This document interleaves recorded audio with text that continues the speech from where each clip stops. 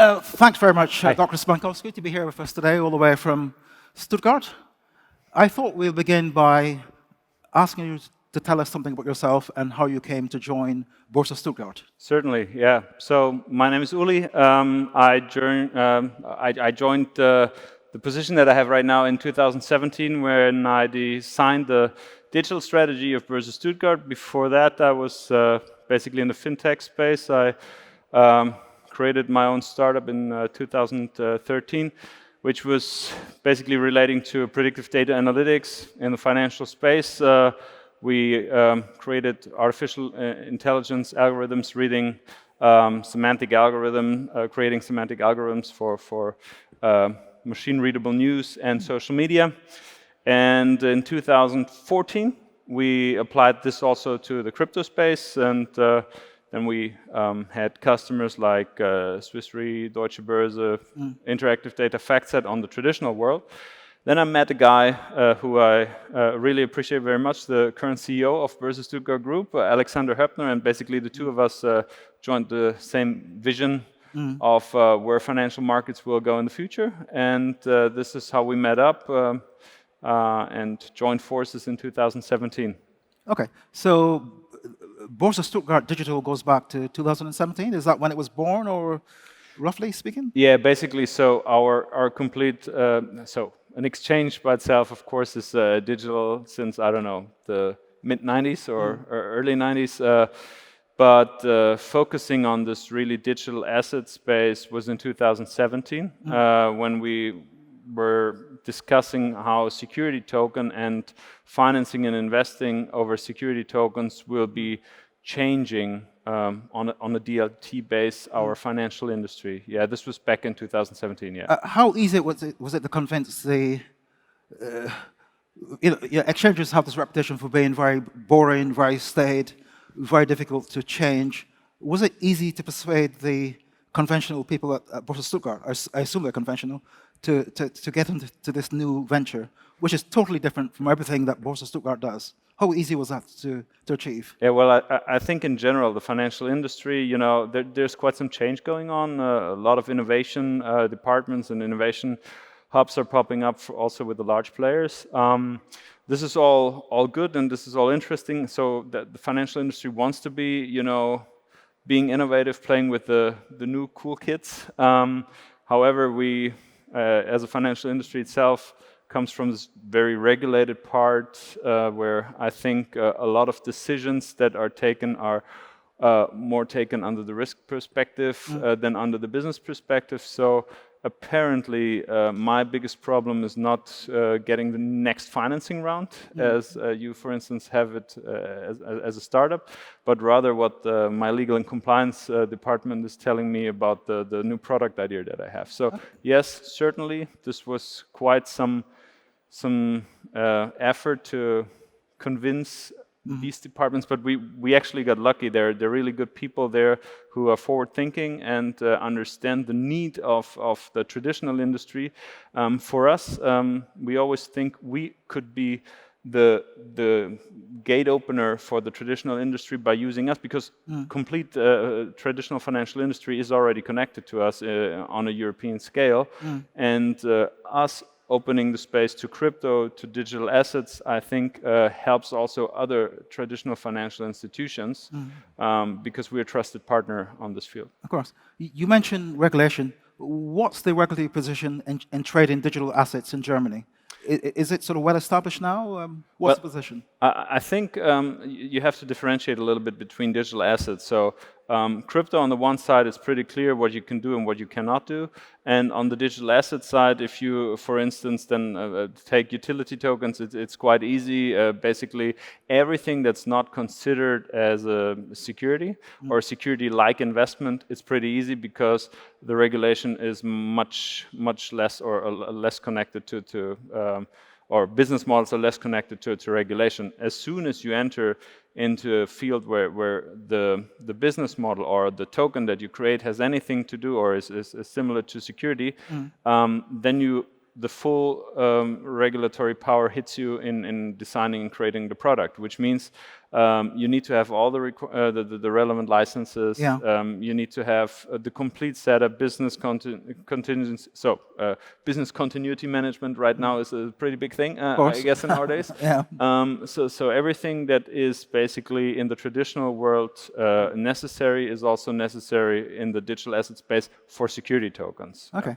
So what sort of people trade digital assets? Is it mostly retail-based? Is it institutional, or a bit of both? So basically, when we designed our strategy, we wanted to have the step-by-step approach. First, we wanted to tap in the industry. So we started since we are a retail-oriented exchange, we started in the crypto space for retailers. So our first product was basically an easy access application for crypto trading. And within 13 months, we're roughly at 100,000 active users now. So we pretty much hit the spot. So this trust of a traditional financial player based in Germany, I think, helps a lot here. And then here, of course, we now, with the new AML directive that came into place in January, we now see a lot of interest from the traditional players as well. So large corporate banks are also thinking of offering crypto to their institutional clients, and here they need to have a gateway, need to have a partner that they can trust, or they have been trusting in the past, and this is where we think our sweet spot actually is. And are these clients largely all in Germany, or are there some elsewhere in Europe? Well, they're mainly in Germany, but of course the banks are not only German banks, so it's the German branches of large international banks as well. So I think a lot of people, just like us, were considering this security token space as highly interesting also for the future. However, in Germany, and I guess in also other European countries or Switzerland, we have currently still the issue that you can issue a security token, but you cannot yet secondary market trade a security token. Why is that the case? It's not due to regulation, it's actually due to the fact that we're missing the relevant law in Germany to do secondary market trading. So that's a little bit the issue. How does one actually trade digital assets on your exchange? And is there any difference between how a retail client or an institutional client would trade? So basically, what we're doing is not so much. So we're not a decentralized exchange, and we don't do DeFi. It's all the trading algorithms and everything still happens just like in the old world. So everything is set up on a centralized order book. So we have two applications out. Basically a broker solution trading crypto, and then we have our digital exchange where you actually have an MTF licensed. An MTF licensed multilateral order book. Where so the same as a traditional exchange? Just as on a traditional exchange. However, there's some, let's say, add-ons on the MTF part. Basically, we include auctions in terms of high market volatility, that you actually have an auction kicking in, bringing you more, let's say, price stability. But the exchange itself was now it's running on Bitcoin, but it's more designed on an institutional level, and we are in the process of onboarding institutional players as of now. So this is, of course, going then from crypto into the security token direction. Okay. And how about custody? How does custody work for digital assets? Obviously, that must be hopefully secure. One would hope so. So when we designed so basically we designed the complete digital asset ecosystem from the issuance platform to the secondary market to the custody. And the custody actually plays a super important part. It's first rule actually talking about custody is not to talk about custody, because in the crypto space we heard a lot of unfortunate things going on. We heard about the hacks and stuff. So it's a mixture between really managing this blockchain world and guaranteeing this high security for the customers on the key perspective. So what we have in place is basically state-of-the-art differentiation between hot, warm, and cold storage. So cold being completely disconnected from the internet, but that's not it. I mean, the the thing really is the processual setup of the custody, that the key management and all that has to have a certain degree of security. Also, Yeah. for the regulator, for our internal legal and compliance teams, they all have to understand. Well, they don't have to understand how it works, but they have to approve that the way it's set up, it's secure on a processual perspective. Of course. And are the volumes growing in digital assets? Volumes, are they growing? Yeah. So basically, could you give us like illustration how they're growing over the last year to 18 months? Yeah, I think every month we have a growth of 5 to 10 million in fiat, starting from back in last year. Okay. So we and this is only retail sizes. Yeah. So now we 2 weeks ago or 3 weeks ago we released our information that we will offer actually the custody part, because in Germany it needs to be licensed. You need to have a license for crypto asset custody, and we do this as a third party also for other institutional players. Yeah.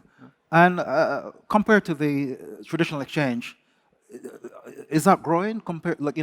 Which is growing faster, the traditional exchange or the digital exchange? So what we see from the retail perspective, there's huge interest and a huge growth rate. So as I said, we started 13 months ago, and we're now roughly at 100,000 active users, with a growth rate of, I think, 400 new users a day. So on the institutional side, we see a lot of interest. Interestingly, after this new AML directive came out, or became active, came out before, but became active, more and more institutional players are thinking of entering this crypto space. What's of course in my interest is to see whether they want to do crypto or whether they also moving into the security token space. In terms of numbers, how many players are there in terms of institutional players? How many banks currently trade? So connected to us on the traditional side, I think we're over 120 institutional parties, and I'd say large amount of this, I would say a good third is interested into the new digital asset space. Okay. So what's the potential for the growth? Do you see this? Like, if looking over the next 5 years, how do you see this growing? I actually think it depends very much on where we can go with the security token and the regulation around security tokens, and the regulation that comes from a European perspective on security tokens. So this can be really something interesting, as security tokens will be enabling us to complete new financing and investing models. Plus, I think if you think about real estate, if you think about art, if you think about intangible assets, luxury cars and stuff like that, all this will be able to open up to a much larger and diversified investor group if you think about security tokens. So certainly there is a lot of potential in there, but this is a lot of that is connected to how regulation will be set up. And here we are in close, I cannot say collaboration, but in close touch with German regulators and also German policymakers. Is that BaFin you're talking about? Yeah, I'm talking about BaFin. So we have a very open, let's say, relationship with them, telling them what we're doing, what we're up to, what we think in the future might be interesting. This is also, I think, last year there is a BaFin Tech conference. From the institutional players, we were the only ones on the panel. So there's actually quite some interest from their side, and they have a lot of experts dealing with this digital asset space, so they understand the point. But also policymakers need to understand it's not only the regulator. Actually, the regulator just follows what policymakers are doing. So and the central bank, what's the attitude of the central bank? I think the central bank woke up as when Facebook announced Libra. Before that, a close friend of mine works there. And they were not so, let's say, concerned about cryptocurrencies. But as soon as they understood the potential, if stable coins come from large international corporations or consortiums, that could actually be of competition to their national or their sovereignty. So I think right now even central banks are more, and you can see that. I mean, there's a lot of stuff going on.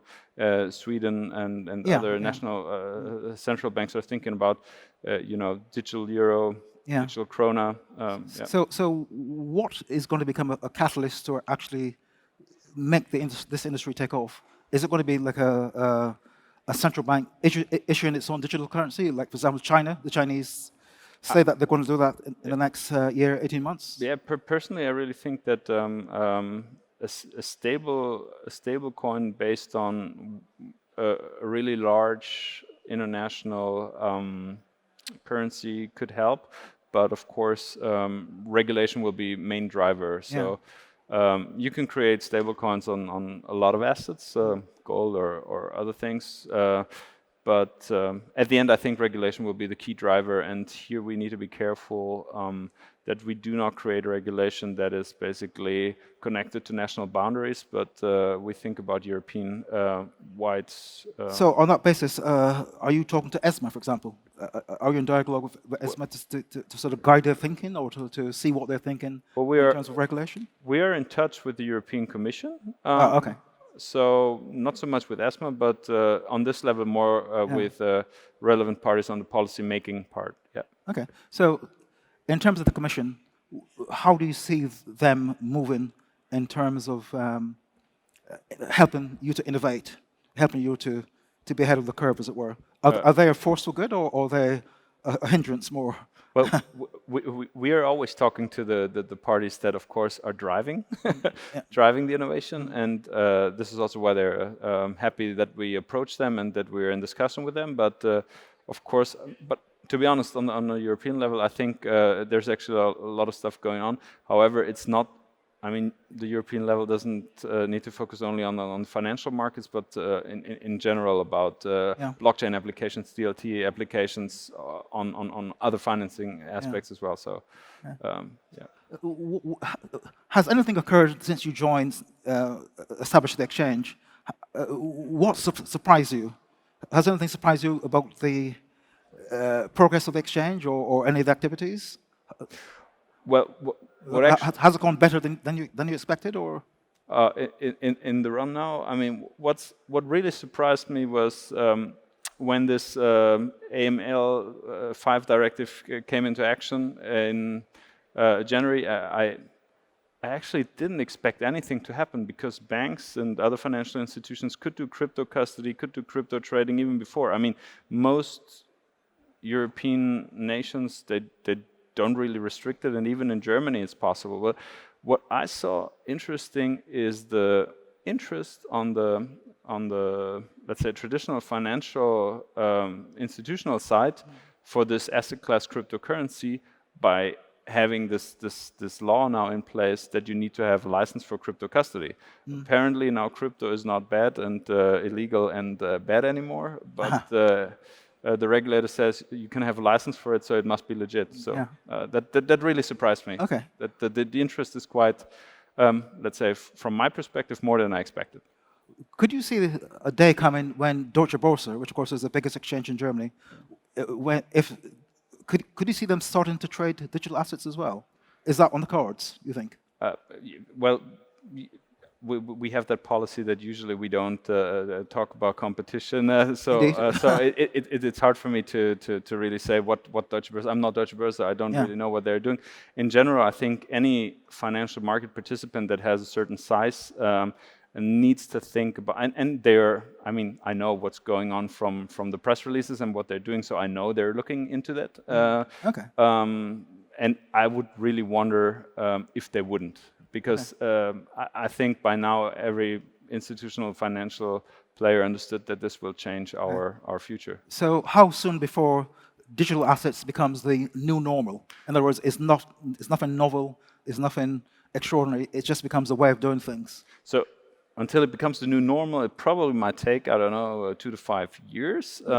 I think until we have some change in the business concepts and the the financing models that we see, we first need the respective law to change and to happen, which in Germany I expect this within this year, that the suggestions for new laws will be there, and then in 2021 they will actually be rolled out. So, but certainly I think 2 to 5 years until we see something to normal. Okay. Well, I think we'll invite you back in 2 to 5 years' time, and by then, hopefully, the trading of digital assets become something which is totally normal. Thanks very much. Thanks very much, Dr. Spankowski. Thank you, Herbie. Thank you very much. Fascinating. Thank you. Thank you.